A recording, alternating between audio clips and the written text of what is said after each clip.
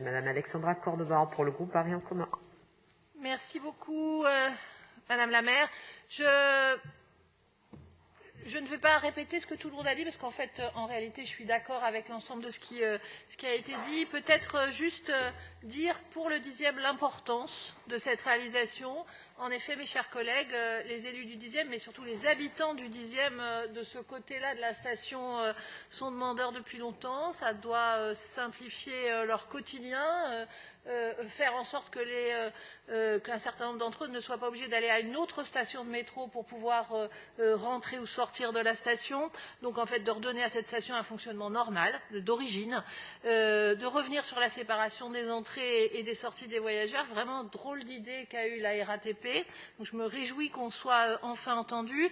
Limiter l'effet cul-de-sac dans la salle des billets. Quand on connaît cette station, on sait à quel point elle génère aussi des risques, des incivilités, voire parfois de la violence, compte tenu du contexte.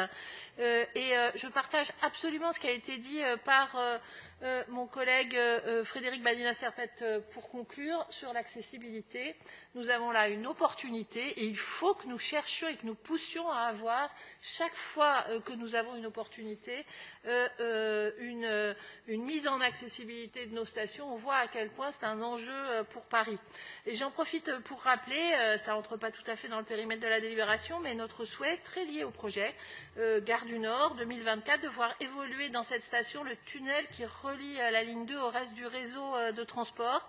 Les usagers le trouvent en effet trop étroit et souhaitent que la disparition des multiples lignes de contrôle des billets qui compliquent leur allée-venue, il faut qu'on réaménage cet espace, il faut que ces passagers du quotidien soient maltraités. Je rappelle également notre projet de transformation urbaine du quartier Louis Blanc en zone apaisée et tout ça va ensemble, en effet, dans un projet urbain ambitieux. Nos efforts avec Éric Lejoindre, Maya Akari l'a rappelé, pour obtenir de la préfecture de police des moyens suffisants à cet apaisement.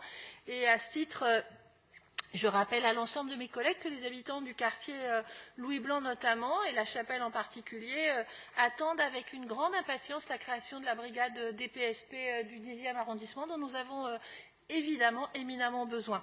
Donc je vous invite donc, mes chers collègues, à voter favorablement cette délibération et j'espère pouvoir donner rendez-vous prochainement aux habitants de ce quartier pour dessiner un peu plus précisément le devenir de cette station avec mon collègue Éric Lejoindre et les habitants du 18e. Merci beaucoup, chère Alexandra Cordoba.